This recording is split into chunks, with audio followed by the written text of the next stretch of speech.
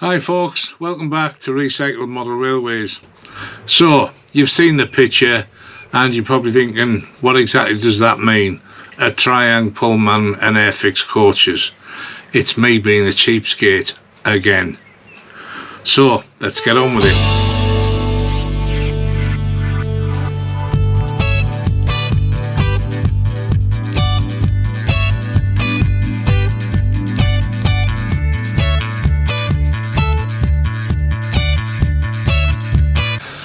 So, those of you that subscribe or maybe have watched, you'll realise that a couple of weeks ago I was at a model railway show and I was talking about a seller that had some Triangulmon Pullman sets. I've always thought about these, but I've never liked the prices.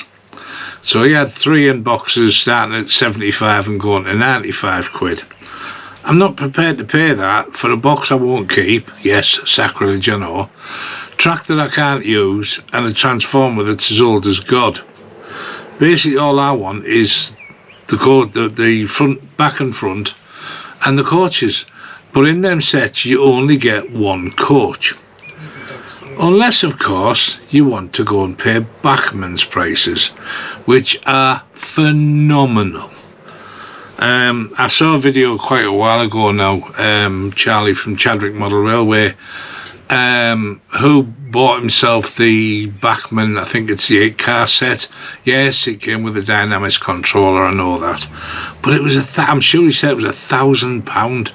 There's no way on God's earth would I ever spend that much money. So, we bought the dummy car for a £5 at the show. And that set me off. What's the cheapest way that I can do a Pullman set? Because when you look at Triangulmon Pullman coaches, second hand starts at 30 quid and can go up to nearly 50 for one coach.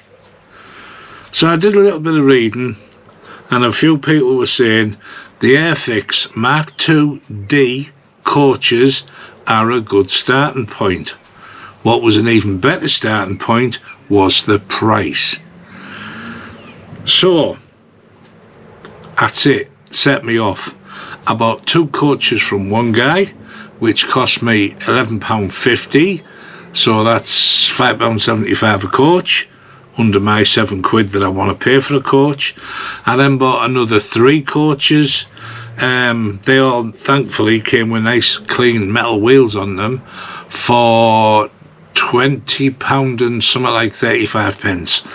Again, under my 7 quid per coach.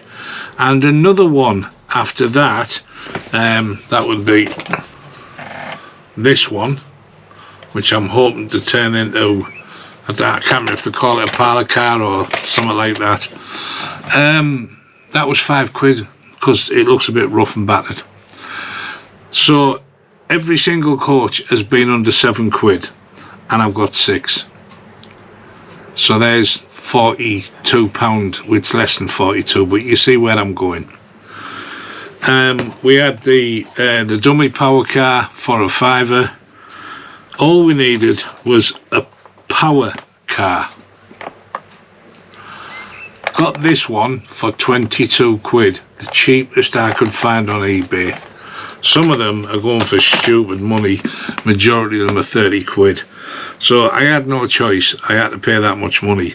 I did look at the idea of getting a second dummy car and then buying the chassis and then the motor, and that was even more money, so that wouldn't work. But in the process of finding a power car, I bought one off a guy, he sent it, and when it come to me, I took it out of the box, I knew it was wrong, it was too late. And I sent him a nice message through eBay and said, mate, I paid for a power car, you advertise it as a power car and it's a dummy. What are you going to do about it? And he wrote back and just said, keep the car, mate, and I'll refund you in full, which he did, which was very good of him. So this is the replacement one, because if you remember, the one I bought from the show had a yellow end and I'm going to want blue ends. It's immaterial because I'm going to strip them, mess about with them, paint them, blah blah. So if any of you out there need or want a yellow ended Triangulmon dummy car, you can have it. All you've got to do is send me a message. I don't know your private message on this, or email or whatever. Get a message to me, and if you want it, you can have it. I'll post it here and you can have it, because technically it cost me £5. This one here has cost me nothing, so you can have it. So what's my plans now? I'm finally looking at kind of a Triangulmon Pullman set. Well, the power and dummy coach are fairly simple. They need to be stripped, the interiors need painting, they want some figures. I'm going to put lights in them. They're obviously going to get repainted, rebadged, etc, etc. You know, the usual let's get it detailed stuff. But I'm going to see if I can find a way to take the Triangulmon motor out of it. Now it's here, I'm kind of thinking I'd like to find an alternative. Maybe a Ringfield, probably with a CD motor in it, just to make it quieter, more responsive. So that's a challenge to come. So where am I going to go with these Airfix Mark 2D coaches I've got? Well, the first thing is, and I'm not sure about this because I haven't looked yet, I don't know whether you can tell, but you've got ribs on the roofs, and as far as I remember looking at pictures, don't think there's any ribs on top of the Pullman coaches, so that's easy, we'll just sand them down. They do have this inspection cover hatch which the dummy and power car have. The reason we got this was because it has the right number of windows. So this looks nothing like a Mark II coach. It kind of reflects a Mark III, but a Mark III would have an extra window in this. So these things aren't selling for much because they're kind of a knockoff of the Mark III, which works in my favour. Yes, the windows are slightly different orientated in real life. Again, I will figure that out. They've got an interior, they don't have lamps on tables, so we'll have to figure that out. And we need to take out the tinted glazing, because I don't think they'll have had tinted glazing in 1960s. So that's easy, we'll just rip it out and put some clear acetate in there, lights on, etc. And that's it. But it's a good project to come. So yes, I will spend money on the acetate, on painting, on buying a few bits and pieces, but then I will end up with an 8-car set that I have built myself.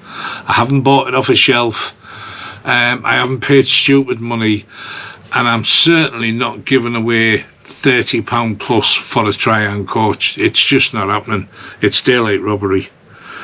So as I keep saying to everybody all the time, everyone says, oh, it's an expensive hobby. It is, unless you find a way to do it cheaply, and that's what I enjoy. It's a challenge. It's about taking something that nobody else wants, or taking something that's cheap or broken or whatever it is, and figuring out what you can do with it to turn it into something that you would like to have on your layout. Now I know some of the rivet counters out there are probably going to shout, oh, the bogie chassis are wrong. I don't care. When it's whizzing round the track, we're not going to be looking at the bogie and, oh, that's the wrong bogie chassis on there. Who cares? Who cares? I don't care what it is, as long as it runs and it looks like a Pullman. A model railway is our interpretation of what the real life was, and unless it's glaringly stupid or glaringly obvious that you're trying to pull something off that you shouldn't have been, then so what difference does it make? Potentially this is an 8-car set. Charlie paid £1,000. Take the dynamics controller out, I haven't got a clue how much they are, let's say £350 for sake of argument. He still paid £650 for an 8-car set. I'll be lucky if I hit 100. Yes, it's not a Backman set, but does it matter? Not to me, it doesn't, no. So there you are. There's the lecture for this week. I've got a fair bit more done on my viaducts, but I'm not going to show you. Everything is now built. I have a few tiny finishing touches and some weathering to do, but we'll make an episode out of that next time round. And tomorrow me and Al Mitchell are off to a toy fair, which I know that Darlington Model Railway Club are at, so I know there's model railway stuff there. So we'll have a run out up there to Bowburn in County Durham, go and have a look, see what's there. I think my son's probably going to get excited if we walk around the toy fair, and I've already told him he's not allowed to bring too much home because otherwise his mother will kill me. He has enough crap as it is. Anyway, there you go, video over, nice quick short for a change. How to do something on the cheap. Think about it, read it up. I can't remember what they call it. Is it Model Railway Forum or something? There's a big site out there where you get all the types of guys who will be the rivet counters, who know every last bit of information. If I'm struggling to find information, I go there, and you will generally find somebody's already asked the question. That's where I found out about the Airfix Mark IIDs. Some guy asked the question and was told, try these, they're as close as you're going to get and you'll save a fortune. So yeah, they were right. So there you go, apply some logic if you want to save some money. There is always a way around it. All I've got to do now is figure out a way around the one engine that I don't own, that I can't find cheap, and try and find a way around it. But that's a class 17. I'd love a class 17, but I will not pay the exorbitant amounts of money that they want to charge me for it. But you never know, 3D printer coming, might be able to print the shell. I doubt it, but it's worth trying it. Anyway, I'm going to let you go. Thanks to my new subscribers. Thanks to everybody who sits with me, that's been with me forever. Thanks for putting up with my face again. And we'll see you next time. Take care.